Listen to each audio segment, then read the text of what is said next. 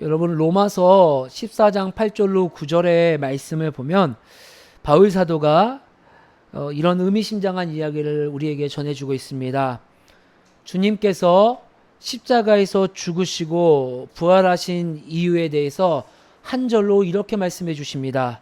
사나 죽으나 오직 우리가 주를 위해 살게 하기 위하여 십자가에서 죽으시고 사흘 뒤에 부활하셨다라고 바울은 우리에게 말씀을 전해주고 있습니다.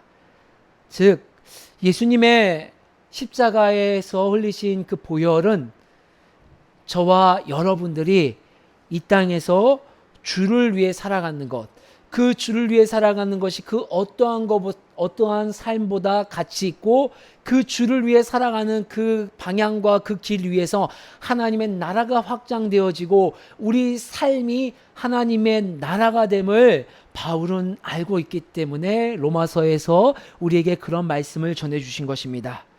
주를 위해 살아가는 일, 욕심, 시기, 질투를 넘어서 하나님의 나라가 지향하는 사랑과 평화와 안식 또한 모든 이들이 어울러 살아가는 그 공존이 상식이 되어가는 하나님의 나라를 십자가에 못 박히시며 저와 여러분들에게 부탁하셨다라는 것을 저와 여러분들이 주의 이름으로 기억하길 주의 이름으로 소망합니다. 여러분 그런 면에서 그리스도인들 대부분은 그들의 삶의 자리에서 주의 일을 즉 주를 위해 살아가려 애쓰고 있다는 것을 우리는 잘 알고 있습니다. 그런데 오늘 저와 여러분들이 읽은 이 본문의 말씀에선 우리가 하는 주의 일들이 때로는 오늘 제가 본문의 말씀 주의 선한 일, 주의 좋은 일, 주의 아름다운 일 모두가 공통된 표현입니다. 저는 특별히 굿뉴스 바이블에서 이 6절에 있는 내게 좋은 일 그 부분을 아름다운 일이라 번역이 되어서 아름다운 일이라 말씀드렸지만 아름다운 일, 좋은 일이 같은 뜻이라는 것을 전제하에 우리가 하는 주의 일들, 그 주의 좋은 일들이 아름답지 않거나 주님 입장에서 좋지 않은 일이 될 수도 있음을 암시해주고 있습니다. 예전 섬기던 교회에서 타국에서 선교하던 선교사님께서 오셔서 강단에서 말씀을 전해주셨던 적이 있습니다. 그 내용 가운데 참 설교의 내용은 생각이 나지 않는데 그 예화가 참 마음속에 깊이 새겨져서 10년도 넘었던 그 예화가 아직도 제 마음속에 생생하게 기억이 나는 예화를 여러분들께 하나 소개시켜드리고자 합니다. 그 선교사님은 노부모님을 한국에 이렇게 두고 홀로 이제 타국에 가서 복음을 전하는 선교사로서 섬기고 있었습니다. 오랜 시간 타국에서 복음을 전하다 보니 여러분 생각해 보세요. 나이 드신 그 노부모에 대한 마음이 얼마나 애탔겠습니까? 그래서 가끔 이렇게 한국 교회에서 초청하여 한국에 돌아와서 이제 선교를 할 때 한국에 이 돌아오는 그 양손 가득히 노부모님을 위한 좋은 영양제와 비타민들을 몽땅 사오셨다고 합니다. 그래서 부모님께 드리고 어머니 이거 꼭 다 드세요. 하나도 빼먹지 말고 꼭 다 드셔야 합니다. 이렇게 신신당부를 하고 다시 타국에 자신의 선교지 피국으로 가셨다고 합니다. 그런데 그것이 과요불급이라고 그 노부모님께서도 그 아들이 이 돈이 얼마나 귀한 돈인지 알고 있겠습니까? 자신을 위해서 이 가져온 영양제 어떻게 허투루 이렇게 안 먹을 수 있겠어요? 그래서 주신 영양제 모두 다 챙겨서 드셨다고 합니다. 그런데 그 영양제를 너무나도 많이 먹다 보니 그 노부모님의 치아와 잇몸이 상하게 되어서 오랜 시간 동안 이가 빠지고 이가 너무나도 상해서 오랜 시간 동안 병원 생활을 했다고 하는 그 예화를 선교사님의 입을 통해 들었었습니다. 여러분 분명 이 선교사님께서 노부모님에게 챙겨드리는 영양제와 보충제는요 너무 선한 마음입니다. 너무 좋은 일입니다. 제가 부모가 돼 보니 제가 자식이 있어 보니 자녀로서 이 부모님에게 뭐 하나 섬기는 게 참 쉽지 않은 일이다라는 것을 느낍니다. 내 가족과 내 자녀가 어느 순간 우선순위가 된다라는 것을 느낍니다. 그런 가운데 자신의 모든 것을 털어서 내 부모님을 공양하기 위해 챙긴 그 영양제와 보충제, 여러분 얼마나 귀하고 좋은 일일까요? 하지만 그 노 부모님의 건강 상태를 살피지 않고 그 영양제가 가지고 있는 성분들을 정확하게 보지 않고 내 입장에서 너무 부모님께 좋은 일이다라고 했지만 막상 그것이 내 부모님에게는 좋은 일을 넘어서서 건강이 상하게 되는 안타까운 현실의 모습이 생각이 나게 되어 여러분들에게 소개시켜 드립니다. 많은 그리스도인들이 이런 실수 속에 살아가고 있습니다. 에너지와 때로는 내 재정까지 하나님 앞에 온 마음을 쏟아 그것이 주님께 좋은 일입니다. 그것이 주님께 아름다운 일입니다. 라고 우리가 섬기기도 하지만 때로는 그것이 주님께 좋고 아름다운 일이 아니라 어떻게 보면은 나에게 좋은 일, 나에게 아름다운 일로 멈춰질 때가 있다는 것을 우리가 볼 수 있습니다. 여러분, 그 대표적인 인물이 오늘 1절과 2절에서 나오는 대제사장 서기관들로 대표되는 종교 지도자들입니다. 여러분, 이들은 누가 봐도 그 이스라엘 사회에서 으뜸되고 존중받는 주의 일의 대가들입니다. 하나님의 일의 대가들이라는 것을 알고 있습니다. 그런데 겉으로는 하나님의 일이 대가이지만 실상은 하나님의 일을 위장한 나 좋은 일에 목숨을 거는 이들의 예표로 우리에게 오늘 예수님은 설명해 주고 있습니다. 우리 14장 1절 2절 말씀 함께 읽어볼까요? 시작. 이틀이 지나면 유월절과 무교절이라 대제사장들과 서기관들이 예수를 흉계로 잡아 죽일 방도를 구하며 이르되 밀란이 날까 하노니 명절에는 하지 말자 하더라. 아멘. 여러분, 여기 오늘 보니 유월절과 무교절을 앞두고 있는 상황이에요. 여러분, 유월절과 무교절은 무려 8일에 걸쳐서 보내는 이스라엘 백성에게는 엄청난 축제입니다. 유월절은 이스라엘 백성이 애굽에서 노예 생활을 하다가 하나님께서 그날 이스라엘 백성을 장자의 죽음에서, 10재앙 중에 마지막 재앙인 장자의 죽음에서 건져내 주신 날을 기념하여 지키는 절입니다. 6월 지나가다, 패스 지나가다. 그래서 지금도 이스라엘 백성 가운데는 6월절, 하나님이 애굽에서 종노릇 할 때 10재앙을 통하여 우리의 아들 가장 소중한 기업인 장자를 죽이지 않고 우리를 구원해 주셨지 라고 기억하며 지키는 절기.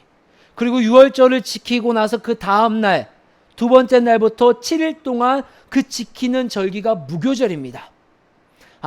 이날은 누룩 넣지 않은 빵을 먹으면 하나님께서 우리를 애굽에서 구원해 주셨지? 이것을 기억해야 돼. 맞아, 어떠한 어려움이 있어도 하나님은 우리를 건져내 주시는 거야. 하나님의 약속은 어제나 오늘이나 앞으로도 영원해 하며 지키는 이스라엘 백성에게는 잊지 못할 정말 큰 날입니다. 그런데 그날 대제사장과 서기관들은요, 예수님을 죽이려 결정을 합니다. 그런데 하필이면 그날, 축제날, 그 날짜를 뒤로 미룹니다. 왜 그랬을까요? 이전 말씀에 분명히 말씀하고 있습니다. 밀란이 날까 하노니. 즉, 백성들이, 예수님을 따르는 백성들도 있었기 때문에 백성들이 막 일어나 밀란을 일으킬까봐, 모여서 투쟁을 할까봐 그것이 두려워 종교 지도자들은 그 날을 피해서 다른 날 예수를 죽이자라고 결정을 합니다. 여러분, 우리가 1절 2절뿐만 아니라 이 14장까지의 여정에서 곳곳에서 종교 지도자들은 백성들의 눈치를 살폈습니다. 그들의 지지에 영혼을 팔았습니다. 그들의 지지에 자신들의 모든 것들을 결정하는 모습들을 우리는 살펴봤었습니다. 도대체 왜 대제사장과 서기관들과 종교 지도자들은 백성들의 눈치를 살피고 그들의 영혼까지 팔았을까요? 그것은 바로 자신들의 자리 때문이었습니다. 당시 대제사장이라는 직분은요, 로마에서 대제사장직을 할당해 주었습니다. 자, 당신이 올해 대제사장입니다. 당신은 대제사장 안 될 것 같아요. 이스라엘 백성 가운데 회당에서 우리의 대표 종교 지도자를 뽑는 것이 아니라 로마에서 대제사장직을 선출하여 주었기 때문에 그 지역이 시끄러워진다면은, 그 지역이 로마 위선에서 보았을 때 뭔가 문제가 있고 안정적이지 않은 모습을 보인다면은 다음번에는 내가 이 대제사장직을 맡을 수 없겠구나라고 하는 그 불안과 그 두려움에 대제사장은 하나님을 두려워하는 것이 아니라 하나님의 일을 앞서서 하기보다는 로마와 백성들의 눈치를 살폈다라는 것입니다. 낮에는, 다시 말해 겉으로는 하나님의 일을 한다 하지만 밤에는, 속으로는 자신의 일을, 내 자리를 위해서 해나가는 모습을 오늘 1절과 2절을 통하여 우리에게 보여주고 있는 것입니다. 여러분, 우리 한번 돌아볼까요? 여러분, 우리 각자 모두는 다양한 형태와 색깔로 주의 일로 부르심을 받았습니다. 앞에 있는 저는 목사라는 직분으로 때로는 이렇게 설교를 하기도 하고요. 또 누군가는 반주를 하기도 하고요. 또 누군가는 각자의 공동체 구성 가운데서 여러 모습으로 주의 일들을 하고 있습니다. 여러분, 우리 예배당에서만 그럴까요? 아니지요. 여러분의 삶의 자리에서도, 가정 가운데서도 각자 다양한 색깔로 하나님께서 주의 일로 불러주셨습니다. 그런데 정말 우리는 주님께 좋은 일, 아름다운 일, 즉 주의 일을 하고 있습니까? 라는 그 질문에 우리 모두가 곰곰이 생각해 볼 필요가 있습니다. 내가 정말 주의 일을 하고 있는지, 아니면 나의 일을 하고 있는지, 그 판단, 기준들이 저마다 각자 다 다르기 때문에 어떤 이들은 당당하게 내가 주의 일을 하고 있습니다, 주의 아름다운 일을 하고 있습니다. 또 어떤 이들은 분명 주의 일을 하는 것 같은데 내가 이래도 주의 일을 하는 거 맞나? 항상 의기소침해 있습니다. 저마다 다양한 기준들이 있기 때문입니다. 그것이 어떤 권위자의 생각과 의견입니까? 혹은 설교자의 말씀입니까? 아니면 혹은 오랜 시간 지켜온 우리 교회의 정통입니까? 오늘 본문에선 한 여인이 나옵니다. 그 여인이 우리에게 주의 아름다운 일은 무엇인가 기준을 제시해 주고 있습니다. 예수님이 나병 환자였던 시몬의 집에서 함께 모여 식사를 할 때 한 여인이 등장합니다. 이 여인의 등장이 의미심장합니다. 순전한 나드가 들어간 옥합을 가져옵니다. 아마도 이 옥합을 가져 들어오는데 아무리 밀봉이 돼 있어도 어마어마한 양이었을 것 같습니다. 그리고 그 향이 진동했을 것 같아요. 추측입니다. 오늘로 치자면 이 귀한 향수 같은 기름이 들어간 사치품, 하지만 꼭 필요한 그 향유를 가지고 와서 그 식사 자리에 등장을 하는 한 여인의 모습, 그 가격은 오늘 본문에 300데나리온 이상에 팔 수도 있는 가격이라고 합니다. 오늘로 치자면요, 무려 3천만 원 정도의 가치가 있는 향수예요. 향유예요. 보통 옥합은, 향유가 들어간 옥합은요, 따를 때 콸콸콸 나오게 따르지 않습니다. 그리고 콸콸콸 나오게 이 제품이 구성되어 있지도 않습니다. 따르면 방울방울 떨어지게끔 옥합이 만들어져 있어요. 그런데 오늘 본문의 말씀 보니 그 옥합을 깨트렸다고 합니다. 즉 향유목을 깨트려서 예수님의 머리에 통째로 붓는 모습을 오늘 성경은 우리에게 보여주고 있어요. 여러분 생각해 보세요. 갑자기 뜬금없이 예수님이 모든 사람들, 함께한 자들과 식사를 하고 있는데 한 여인이, 초대받지 않은 여인이 와서 갑자기 의미심장하게 준비한 소중한 3천만 원 가치의 옥합을 가져와 목을 깨트립니다. 그리고 급작스럽게 예수님의 머리에 콸콸콸콸 붓는데 그 향이 얼마나 진동했을까요? 제가 주일날 향수를 한번 칙 뿌리기만 해도 아이들이 아빠 향수 뿌렸어? 하물며 3천만 원 가치의 그 향이 진동합니다. 그 모습을 경험하고 있는 예수님이 이렇게 말씀하고 있습니다. 우리 6절 말씀 읽어볼까요? 시작. 예수께서 이르시되 가만두라. 너희가 어찌하여 그를 괴롭게 하느냐. 그가 내게 좋은 일을 하였느니라. 아멘. 여러분, 여인이 그 3천만 원 가치의 향유를 부은 그 동기에는요, 내가 예수님께 어떻게 뭔가 부딪혀보고 예수님께 어떤 자리를 얻어보려고 하고 예수님의 크루에 들어가 보려고 한 애씀이 아니라 오늘 예수님이 이렇게 말합니다. 그가 내게 좋은 일을 했다. 즉 그 여인의 동기에는요, 주님이 있었다라는 것을 우리 말씀을 통해 확인해 볼 수 있습니다. 적어도 타 복음서에 보았을 때 이 여인을 나사로와 마르다의 누이인 마리아라 말하는데, 마리아의 형편을 보았을 때 정말 귀한 가치의 이 향유, 3천만 원 가치의 이 향유를 예수님께 드린 것은요, 다른 어떤 이유가 있는 것이 아니라 주님이기 때문에 드린 거예요. 그 마음의 동기는요, 내가 주님이기 때문에 내 삶을 헌신하는 거예요. 미래가 불투명하고요, 사람들이 손가락질을 하고요, 수많은 사람들이요, 너 그 돈 팔아서 그것 팔아서 그 유월절 절깃날 모든 사람들이 하는 가난한 자들을 도울 수 있는데 너 그거 비효율적이야. 너 그거 지금 예수님 머리에 붓는 것보다 가치 있는 일들이 얼마나 많은데 너 어떻게 그런 행태를 할 수가 있어? 하지만 그 여인의 마음에는요, 단 하나가 있었어요.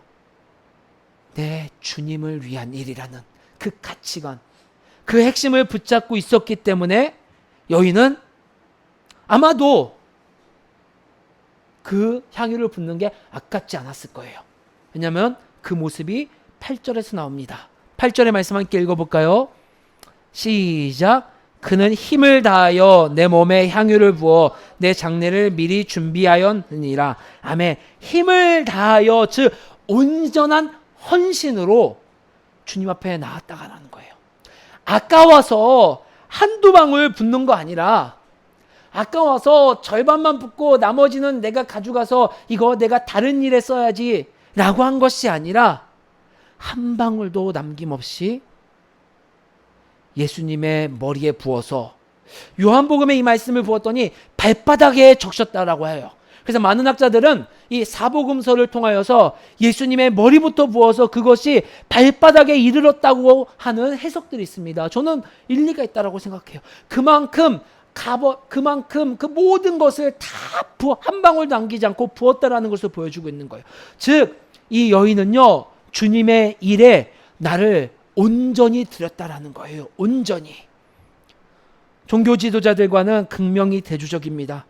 그들의 목숨줄이 하나님이 아닌 로마와 시민에 있다 생각했습니다. 그러나 그녀는요, 정반대였어요. 그녀 마음 중심에는요, 하나님에 대한 신뢰가 있었기 때문에 하나님께 향하여 아까워하지 않고 온전한 헌신을 들었다라는 것을 오늘 성경은 우리에게 설명해 주고 있습니다. 그 여인이, 오늘 예수님은 그 여인의 모습에 대해서 이렇게 해석을 해줍니다. 여인이 나에게 이 향유를 부은 것은 앞으로 있을 나의 죽음, 나의 장례를 위하여 그것을 예표한 것이다 라고 말씀하고 있습니다. 그런데 성경은요, 그 여인이 그것까지 생각하고서 향유를 부었다라고 말하고 있지 않습니다. 그런데 주님은요, 여인의 중심을 보고 해석해 주시는 거예요. 여러분, 그렇습니다. 주님께 아름다운 일, 주께 아름다운 일, 주께 좋은 일은요, 우리가 이 일이 옳다 그르다, 우리가 이 일이 될까 안 될까, 혹시 내가 하는 모든 하나하나 행동이 도움이 될까 안 될까라는 그 결과로 하는 것이 아니라 지금 내가 하려고 하는 그 동기가 주님을 위한 일인지, 그리고 그 일을 하는 과정 하나하나가 각자 나의 깜냥에 맞춰서 헌신하고 있는 것인지 주님은 해석해 주신다라는 거예요. 그 일이 정말 주님의 죽으심과 부활하심을 예견해서 한 것이 아니라 나는 그저 내가 주님께 내가 온전히 헌신한 것이었습니다 라고 했지만 주님은 다르게 해석해 주시는 거예요. 그것이 장차 나의 죽음과 부활을 기념하고 예표하는 것이다. 예, 맞습니다. 여러분과 제가 하는 어떠한 아름다운 일이 있다면요, 그것이 지금 어떤 일인지는 우리는 알 수 없습니다. 하나님의 그 위대하신 하나님 나라라는 그 여정, 하나님의 일하심의 어떠한 모습으로 그것이 쓰임받을지 모릅니다. 단 하나 점일지 모르지만 그것이 훗날 하나님 나라의 아름다운 한 조각이라는 것을 성경은 우리에게 말씀해 주고 있는 것입니다. 나는 그 의미를 모르지만 그 일이 나에게 아름다운, 예수님이 아름다운 일임을 우리에게 말씀해 주고 있는 것입니다. 주님께 아름다운 좋은 일은 주님을 향한 마음의 중심이 우리 가운데 온전히 주님께로 향하는 것이 쌓이고 쌓여 결국엔 감당할 수 없을 만큼 쌓여 흘러 넘치는 것입니다. 그것이 온전한 모습으로, 온전한 헌신으로, 사랑과 긍휼이라는 모습으로 나타나게 된다는 것을 성경은 이야기해 주고 있습니다. 여러분, 그 대표적인 아름다운 일이 마태복음 25장에서 우리에게 말씀해 주고 있습니다. 우리 마태복음 25장 37절부터 40절의 말씀을 볼까요? 제가 가진 신약 성경 44면에 기록되어 있습니다.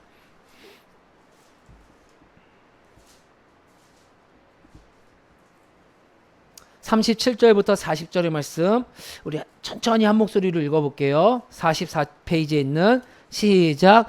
이에 의인들이 대답하여 이르되 주여, 우리가 어느 때에 주께서 줄이신 것을 보고 음식을 대접하였으며 목마르신 것을 보고 마시게 하였나이까? 어느 때에 나그네 되신 것을 보고 영접하였으며 헐벗으신 것을 보고 옷 입혔나이까?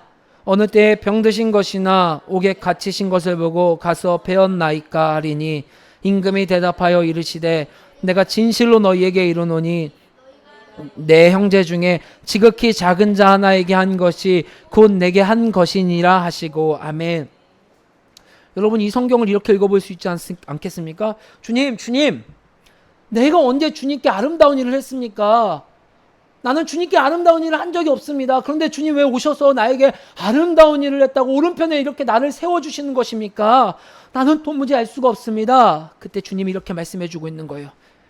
네가 너의 삶의 평상시에 너가 내 하나님의 형상으로 지은 그 피조물, 남들은 더럽고 헐벗었고 뭔가 죄가 있어 옥에 갇혔다라고 생각하는 그 연약한 자들을 하나님의 형상으로 보고 그들에게 가서 헐벗은 것을 덮어주고 줄인 자에게 채워주고 사랑이 필요한 자에게 사랑을 흘려보낸 그 모든 것이 나에게 한 거 주의 아름다운 일이다 라고 성경은 예수님을 통하여 말씀해 주고 있는 것입니다. 여러분, 주님께 아름다운 일이 무엇이에요? 드러나게 아름다운 일이 아닙니다. 누구나 인정받을 수 있을 만한, 누구나 이것이 아름다운 일이지라고 한 천하가 아는 그런 일이 아름다운 일이 아니라, 아름다운 일은요, 그것 너머에서 우리 마음 중심에 내가 정말 이것이 주님께로 향하는 마음이 있는 것인지, 그리고 그 마음 가운데 내가 정말 나의 온전한 헌신으로 다하는 것인지, 그것이 아름다운 일의 기준이라는 것입니다. 어떤 권위자의 말과 교회의 전통 넘어서서 그 마음의 기준값이 저와 여러분들 가운데 있는지 한번 생각해 보시기를 소망합니다. 로마서 14장 8절 9절 말씀에 이렇게 말씀하셨습니다.